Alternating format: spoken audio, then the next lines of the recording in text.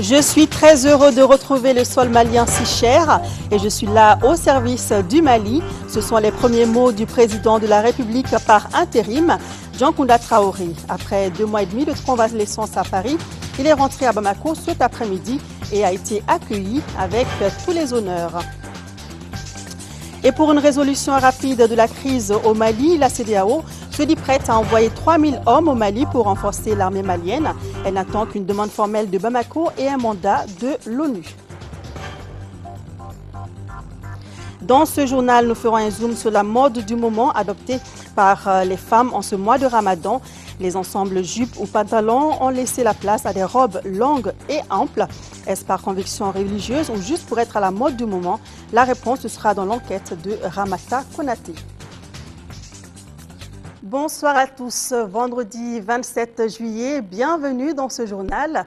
Je suis très heureux de retrouver le sol malien si cher et je suis là au service du Mali. Tels sont les premiers propos du président de la République par intérim, Djankounda Traoré, qui a regagné Bamako cet après-midi après 2 mois de soins à Paris en France.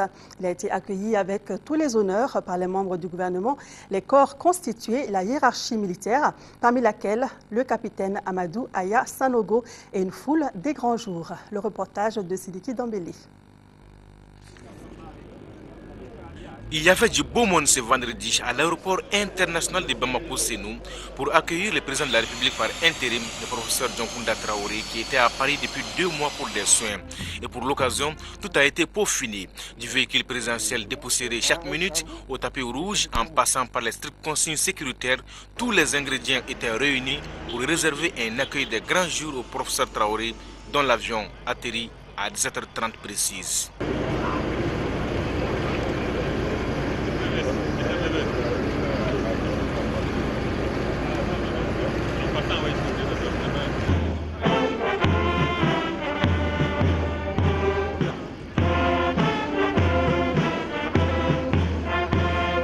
Djankounda Traoré, accompagné de son épouse, passera en revue les troupes avant de procéder à la salutation des corps constitués et autres invités des marques. Dans le salon d'honneur, il s'entretiendra avec le Premier ministre Cheikh Moudoubou Diarra quelques minutes avant de livrer ses premières impressions à la presse.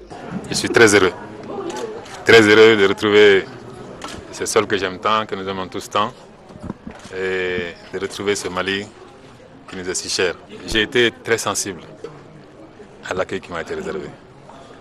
Et je pense qu'un tel accueil montre à quel point aujourd'hui le peuple malien a soif d'unité et de solidarité. Et je crois que c'est là que réside la clé de la réussite des missions que nous devons conduire pendant cette transition.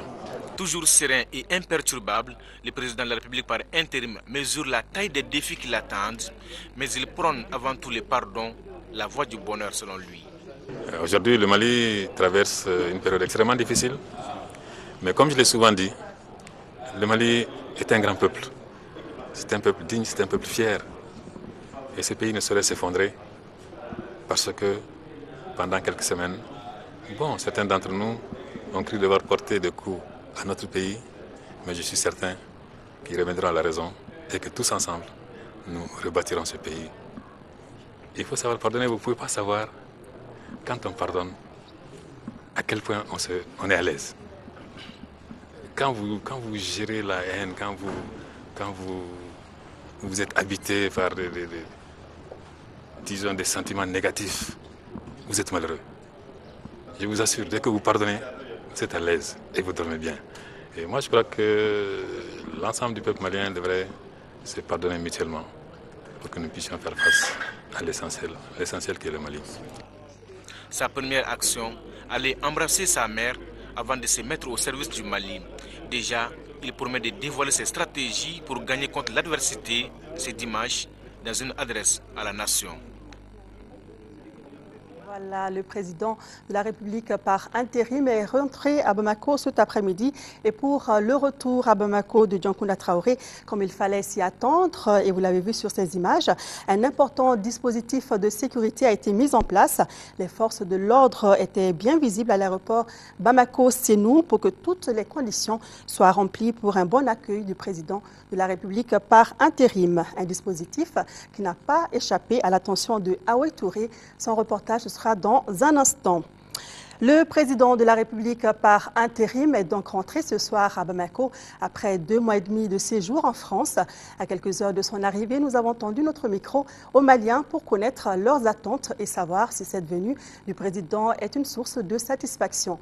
Nombreux d'entre eux sont contents et fiers car, disent-ils, la venue du président Dioncounda Traoré va enfin décanter la situation qui prévaut actuellement et va surtout donner un coup d'accélérateur aux affaires courantes. Nyanya Aliou Traoré et Chérif Moulay Aïdara ont sillonné la ville suivant les réactions des uns et des autres. Un sentiment de joie,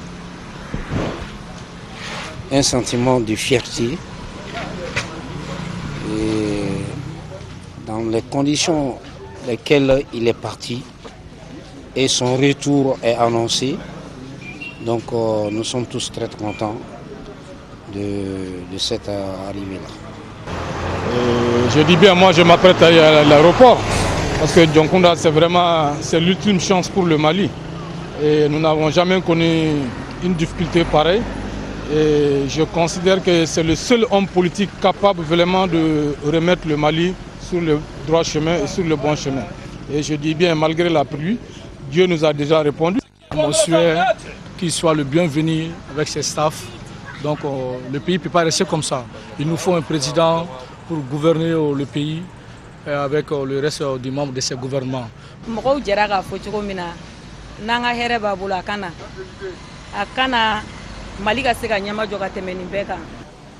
Il est la bienvenue chez lui au Mali et nous sommes très heureux qu'il revienne pour permettre au Mali quand même d'aller un peu de l'avant.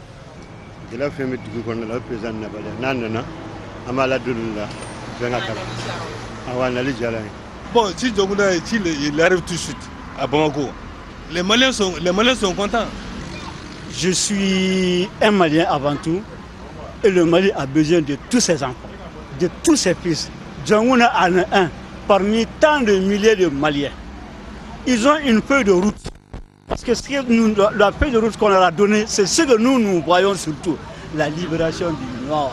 Nous sommes les Soudanais, nous avons lutté pour avoir l'indépendance là. Ça nous est cher. Ce n'est pas des tierces bandits qui peuvent venir prendre nos pays là en otage. Nous, on n'est pas d'accord. La priorité, c'est dégager le Nord. Tout le monde est embêté par la situation, et surtout dans le nord du Mali. Donc franchement, on a besoin de notre président pour qu'il y ait de stabilité dans ce pays-là. Sinon, ça ne va pas.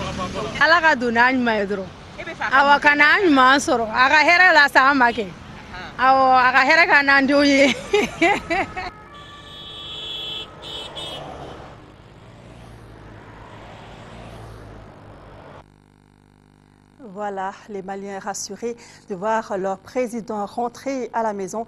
Ils étaient nombreux à l'accueil à l'aéroport international Bamako-Sénou.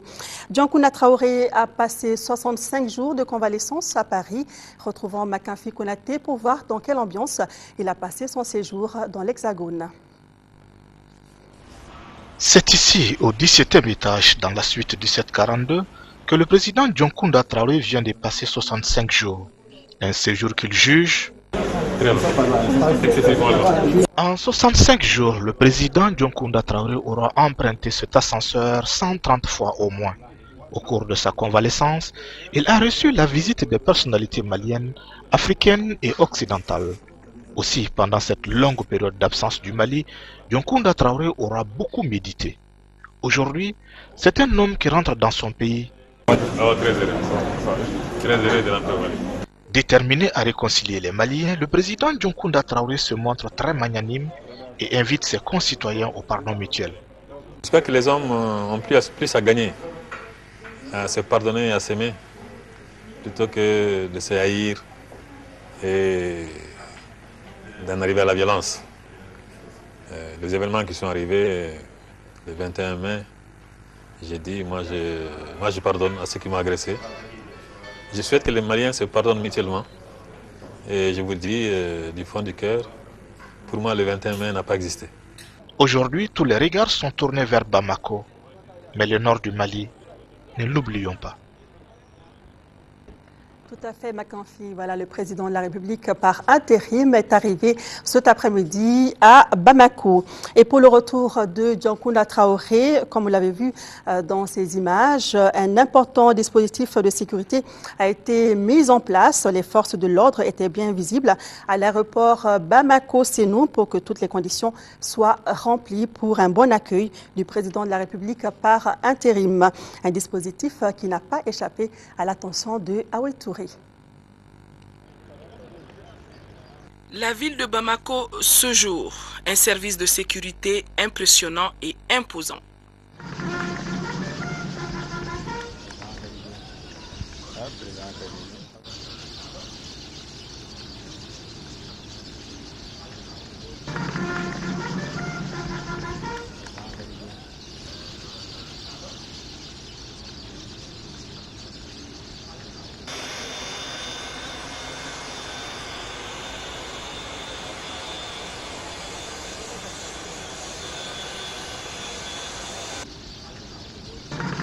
Le ministère en charge de la sécurité n'a pas attendu l'arrivée du président de la République pour se mettre au travail.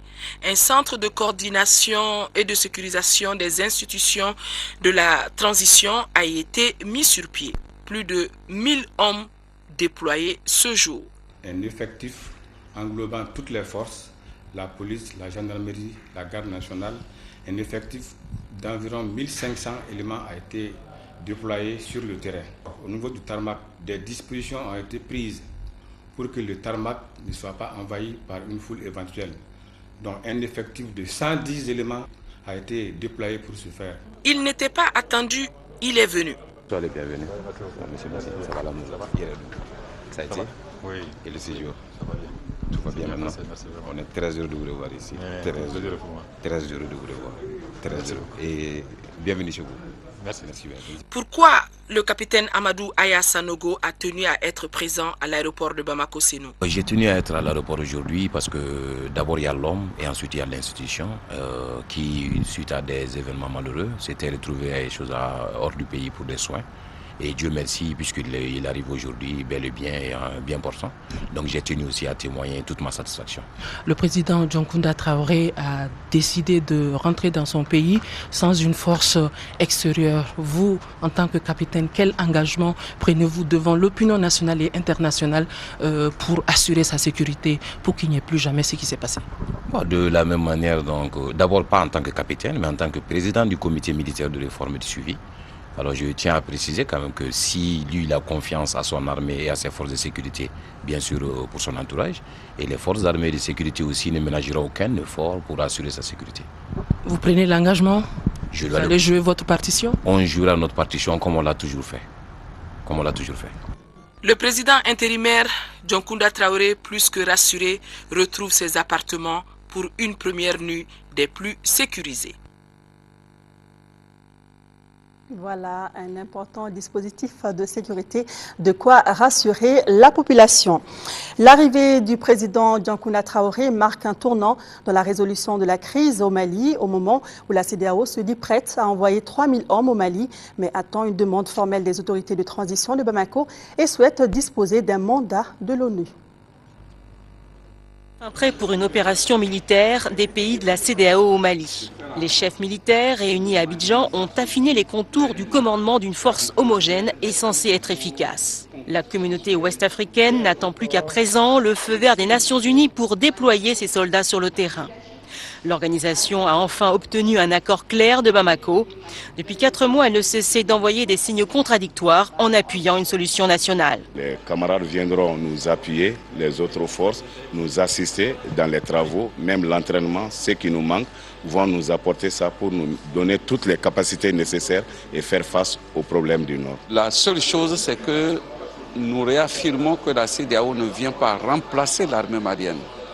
Mais la CEDEAO vient appuyer l'armée malienne pour libérer le territoire national, pour sécuriser les institutions, mais aussi pour renforcer ses capacités organisationnelles et de combat. Malgré la détermination des chefs militaires, la libération du Nord s'annonce longue et difficile. Avec l'imbroglio politique à Bamako, les groupes islamistes n'ont cessé de gagner du terrain. Ils disposent aujourd'hui d'une énorme puissance de feu et du renfort de combattants étrangers. Les Américains qui ont renforcé leur surveillance discrète sur la zone sont inquiets. Lors de sa tournée africaine, le responsable des États-Unis pour l'Afrique n'a pas caché la menace pour la sécurité internationale. Maintenant, la situation est devenue plus difficile. Il va falloir plus d'efforts au gouvernement malien et à la communauté internationale pour faire face à la situation. La CEDEAO attend à présent une demande formelle de Bamako et surtout un soutien logistique financier de l'Occident pour inverser le rapport de force dans le nord malien. Voilà, les forces de la CEDEAO auront pour mission de renforcer les capacités des forces de défense et de sécurité du Mali. Hors de nos frontières, nous parlons d'une autre crise qui secoue cette fois la Syrie. D'importantes troupes de l'armée de Bachar al-Assad se sont massées autour d'Alep, la capitale économique de la Syrie. L'armée syrienne lancera à Alep une offensive majeure pour reprendre le contrôle de la métropole du Nord. En proie depuis une semaine à de violents combats, est devenu un enjeu décisif du conflit. Pendant ce temps, la population se prépare comme elle peut pour tenir pendant les combats.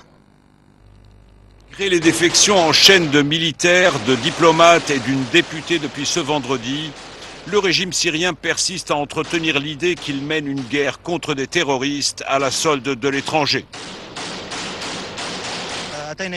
Nous sommes venus à la demande des citoyens pour les libérer des bandes armées et des terroristes mercenaires. Les forces armées vont continuer à purifier la région des terroristes jusqu'à la dernière goutte de notre sang. Dans le même temps, il se prépare à la bataille d'Alep, mère de toutes les batailles, comme l'appelle la presse officielle, pour reprendre les quartiers de la deuxième ville du pays tombée aux mains de la rébellion. Face à l'important déploiement de forces aux abords de la ville, les combattants rebelles, évalués eux à quelques 4000, se motivent en ébauchant l'avenir qu'ils préparent au président Bachar el-Assad. Une boulangerie fonctionne à plein rythme pour subvenir en cas de bataille prolongée aux besoins de la population qui n'aura pas quitté les zones menacées, tandis que Washington et Paris s'inquiètent de voir le président syrien commettre de nouvelles tueries contre son peuple. L'avancée des rebelles dans les régions au nord d'Alep s'est accompagnée d'une nouvelle complication. À mesure que l'armée syrienne se retirait, les combattants séparatistes kurdes du PKK ont fait irruption sur le terrain, provoquant aussitôt une réaction du Premier ministre turc. Personne ne devrait tenter de nous provoquer. Nous ne nous laisserons pas entraîner dans ces provocations. Mais si nous devions prendre des mesures contre un groupe terroriste, nous le ferons assurément. Convaincu que le président Assad et son cercle le plus proche étaient sur le point de quitter le pouvoir, Ankara prépare l'après. Le chef de la diplomatie turque a reçu officiellement Manaf Tlas, le plus haut gradé syrien à avoir fait défection, pour tenter sans doute d'accélérer la chute. La Turquie qui a fermé ses frontières avec la Syrie. Chez nous, l'association professionnelle des institutions de microfinance du Mali change de nom. Elle s'appelle désormais Association professionnelle des systèmes financiers décentralisés du Mali. Ainsi, on a décidé l'assemblée extraordinaire de l'organisation qui s'est achevée cet après-midi. Les principales conclusions des travaux, c'est avec Mohamed Diarra. Aliou Sidibé rempile pour un second mandat à la tête de l'association professionnelle des systèmes financiers décentralisés du Mali, une nouvelle appellation qui remplace l'APIM Mali. Les raisons sont simples, être en conformité avec les règles édictées par l'UEMOA. Il a été rendu nécessaire dans tous les pays de l'UEMOA de revoir les statuts et règlements intérieurs des associations professionnelles. Et donc c'est ce qui nous a conduit aujourd'hui à présenter les nouveaux statuts et règlements intérieurs et à procéder à leur adoption en Assemblée générale. Et nous allons surtout travailler aussi à mettre les SFD en conformité avec la nouvelle réglementation, les nouvelles instructions de la Banque centrale, la BCEAO, et faire en sorte que la microfinance ait une bonne image. Le président réélu dit mesurer les défis auxquels est confrontée l'association. Pour relever ces défis, Aliou Sidibé mettra l'accent sur la restructuration du secteur et l'assainissement des finances. Cela passe par la fusion de certaines institutions de microfinance. Ce programme d'assainissement et de restructuration constituera d'abord à fusionner, à regrouper les structures. Vous savez, dans les années 80 à 90, il y a eu un foisonnement de caisses d'épargne et de crédit, de microcrédits. Donc maintenant, l'heure est au regroupement pour avoir des institutions viables, pérennes. Bien sûr, dans ce plan d'assainissement et de restructuration, il y aurait quelques cas de fermeture si cela est nécessaire pour faire en sorte que l'image du secteur soit beaucoup plus améliorée. La finalité est de redorer l'image du secteur de la microfinance auprès de l'État, des partenaires techniques et financiers et des banques. En somme, il s'agit de renforcer la confiance entre les institutions de microfinance et la population malienne. Comme on le dit, l'union fait la force. Le projet d'urgence d'assistance aux organisations paysannes de Sasakawa 2000 Mali vise à fournir aux producteurs agricoles des intrants et des semences améliorées subventionnées.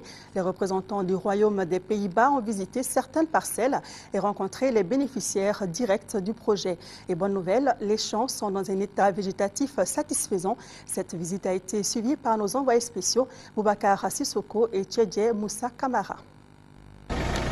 Pour pallier le déficit céréalier consécutif à l'insuffisance de la pluviométrie durant la campagne 2011-2012, Sasakawa 2000, avec l'appui de l'ambassade du Royaume des Pays-Bas au Mali, a initié un projet d'urgence en faveur de coopératives, de producteurs et productrices. Il s'agit de les fournir en intrants et en semences améliorées de qualité. Cette visite des représentants de l'ambassade du Royaume des Pays-Bas au Mali a donc concerné les parcelles test pour une évaluation. Une surprise agréable attendait les visiteurs du jour. Les champs sont dans un état satisfaisant. J'étais très impressionnée par la force du travail des agriculteurs, des producteurs, des coopérateurs et l'organisation qu'ils ont mis pour vraiment sauvegarder la récolte 2012. On a vu des champs de niébé, on a vu des champs de maïs et de sorgho et c'était impressionnant, c'était bien fait. Les parcelles visitées sont dans la zone de l'Office de la Haute-Vallée du Niger, dans la commune de Ouelessebou.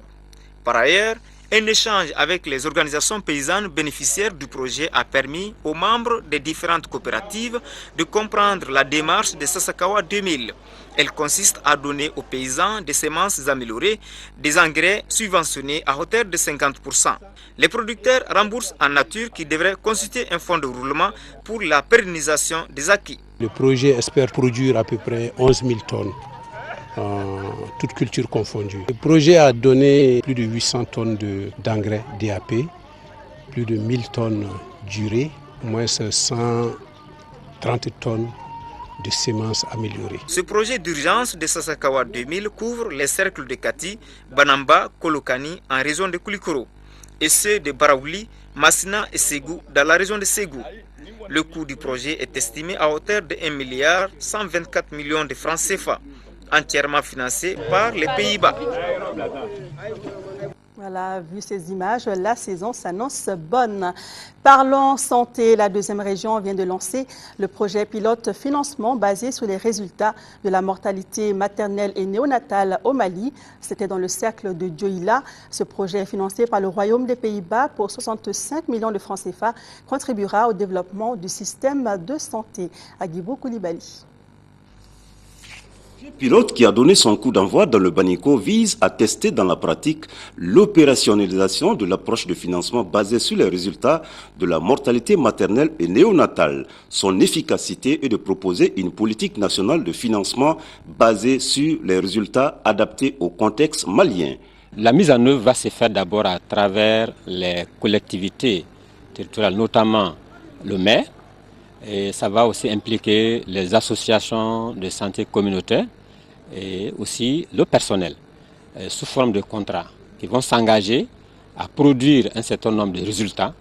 Et ces résultats-là vont être effectivement achetés par l'ASACO à travers les collectivités Et il y aura effectivement la motivation. Avec le choix de Dioïla pour abriter le lancement du projet, les autorités communales invitent les acteurs concernés à plus de solidarité. Je demande à tous les techniciens de santé, à toutes les autorités administratives et communales de soutenir ce programme qui est d'une double importance pour nous.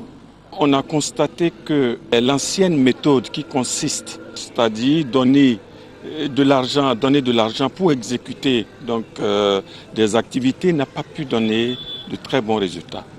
Donc à ce titre, le pays a essayé de voir d'autres initiatives qui sont actuellement en cours dans d'autres pays et qui ont pu donner quelques résultats. Ce projet pilote, financement basé sur les résultats de la mortalité maternelle et néonatale, concernera les districts sanitaires de Dioïla, Fana et Banamba dans la région de Koulikoro pour une période de 18 mois. Nous ouvrons notre dossier du jour. Le mois de Ramadan a un impact sur le train de vie des musulmans, y compris leur habillement. En ce moment, beaucoup de femmes ont changé complètement leur façon de s'habiller. Les ensembles jupes ou pantalons ont laissé la place à des robes longues et amples, adaptées à la circonstance. Est-ce par conviction religieuse ou juste pour être à la mode du moment? La réponse dans cette enquête réalisée par Ramata Konaté. Le mois de Ramadan a beaucoup d'impact sur le train de vie des fidèles musulmans. Cela est valable même pour le style d'habillement. À Bamako, pour plus d'une femme, c'est une question de bonjour et d'au revoir. Alors pour certaines Maliennes, avec l'avènement du Ramadan, c'est au revoir les habits courts et décolletés et bonjour les vêtements ou voiles larges ou longs. Une tendance qui n'est pas forcément liée à une conviction religieuse, mais plutôt perçue comme une obligation. Je dois me protéger pour que d'autres hommes ne me voient pas, surtout pendant le carême. Je m'habille comme ça parce qu'on est dans un mois béni. On dit que respecte-toi et les gens te respecteront. Donc, il faut se respecter, surtout dans ce mois de carême. Cette tendance des jeunes femmes de s'emmitoufler dans de larges vêtements pendant le Ramadan est interprétée comme un signe de respect de la religion musulmane. Si les femmes s'habillent décemment, porter des voiles actuellement le mois de carême, ça veut dire qu'ils respectent un peu la religion musulmane. Respect de soi et de l'autre ou satisfaction d'un besoin psychologique ou encore conformisme à une norme religieuse. En tout cas, ce changement temporaire est bien apprécié par bon nombre de nos concitoyens. C'est une bonne chose parce que au-delà du mois de Ramadan, en fait, il est conseillé que la femme musulmane s'habille d'une manière décente. Au-delà du mois de Ramadan, c'est une obligation pour la femme de se couvrir le corps. Si aujourd'hui, avec le mois de Ramadan, les jeunes filles ont compris cela et qu'elles le font, on peut les encourager et surtout les exhorter à poursuivre dans le même sens. Ça vaut mieux que les habits sexy là. Quand tu vois les filles s'habiller avec des pantalons sexy, des t-shirts sexy là, c'est pas bon. Abondant dans le même sens, l'une des femmes que nous avons interrogées qualifie de déplorable le port de tenues non décentes en cette période.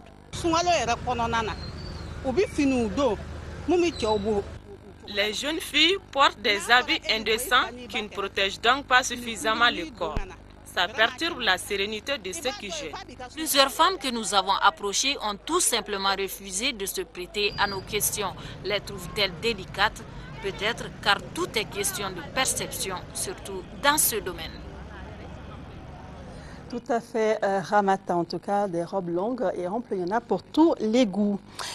Place à la page sport. Tout d'abord, notez que les Jeux Olympiques de Londres ont officiellement démarré ce soir en présence de la reine Elisabeth II et plusieurs personnalités. La cérémonie d'ouverture se poursuit présentement. Le RTM diffusera demain, samedi, cette cérémonie à partir de 9h. Rappelons que 6 de nos athlètes participent aux Jeux Olympiques de Londres. En sport, championnat national Ligue 1, au compte de la 27e journée, la Jeanne d'Arc de Bamako s'est approchée du CS Dougou-Wolonfla, 3e au classement, après sa victoire 2-0 sur l'AS Bakaridian de Baroueli. Quant aux 11 créateurs, ils passent devant le Sigui de Caille à la 12e place suite à leur écrasante victoire 6-3 sur la Somme. Les deux rencontres ont eu lieu au stade Modibo Keïta, suivi par Diarra Konaté. Les Olympiens de Missira concèdent une deuxième défaite consécutive en Ligue 1 face aux 11 créateurs. 9 buts ont sanctionné cette rencontre, 6 réalisations en faveur des sociétaires de Nyarila et 3 pour le club olympique de Missira. Les grands buteurs de la rencontre sont Amidou Sinayogo des 11 créateurs et Lassina Diarra de la Somme avec un triplé chacun. Les 11 créateurs dominent la première période de 1. La seconde manche, très animée offensivement, va enregistrer 4 autres buts en faveur des créateurs de Nyarila et 2 pour la Somme. Une victoire qui s'explique par la motivation des joueurs de Nyarila. Chaque fois que l'équipe est en difficulté comme ça, le président il essaie un peu de hausser un peu la prime des matchs. Je pense que cela doit être une chose faite. On a fait un très grand pas par rapport au reste de la compétition. C'était un grand tournoi ce match-là et je pense que cela allait nous permettre quand même de prendre 4 points sur le Sigui. Il fallait tout faire pour gagner. Mathématiquement, c'est très difficile d'être troisième. Donc par rapport à ça, il faut mettre des jeunes. La saison prochaine, s'ils rentrent, ça ne va pas les poser de problèmes. Les 11 créateurs viennent de marquer un grand coup pour le maintien en Ligue 1 Orange. Auparavant, les 2 prétendants à la 3e place étaient face à face. La Jeanne d'Arc, 5e avec 40 points, crée la sensation devant l'AS Bagardian, 4e, 42 points. Bougadar Fomba est réussi à battre 2 fois le portier adverse. C'était au 5e et 20e minute. La GIA passe à côté de l'aggravation du score avec un penalty manqué par l'auteur du doublé, Bougadar Fomba. Le maire a gagné. La GIA est venue, ils ont produit leur jeu, ils ont gagné 2 buts. Il n'y a pas de problème, quoi. Ils méritent leur victoire. Avec ce score de 2-0, les jeunes de la Jeanne d'Arc prennent une option sérieuse pour la 3e place à 4 points du CS de Goulonfla qui occupe la 3e position. Bravo à la Jeanne d'Arc de Bamako et aux 11 créateurs et bonne chance pour la suite. Voilà, c'est tout pour ce journal qui avait pour principale information le retour à Bamako du président de la République par intérim, Djankouna Traoré. Il est arrivé cet après-midi dans la capitale. Et pour les rendez-vous à noter, le 24 juillet dernier, le gouvernement Cheikh Modibo Diarra a comptabilisé 100 jours à la tête de l'État malien. Un chiffre repère qui mérite une halte pour regarder le chemin parcouru. En cette occasion, le Premier ministre a accordé aujourd'hui un entretien à la presse publique et privée. Le chef du gouvernement a notamment évoqué les actions menées par son équipe pour mettre l'État debout, aider les populations du Nord sous occupation, mais aussi les préparatifs pour aller à la reconquête des régions aux mains des islamistes et des rebelles. Le docteur Cheikh Modibo Diarra a aussi confirmé la formation prochaine d'un gouvernement d'union nationale ouvert aux partis politiques, tout comme il a énuméré toutes les actions entreprises ou envisagées pour réussir une bonne campagne agricole 2012-2013. Retrouvez tout cet entretien demain sur l'ORTM après le journal télévisé. Ce sera en synchronisation avec Africable Télévision. Ce sera donc après le journal de 20h45 qui vous sera présenté par Nyanya Alou Traoré. Mais avant, à 13h, retrouvez Aïssata Ibrahim Maïga.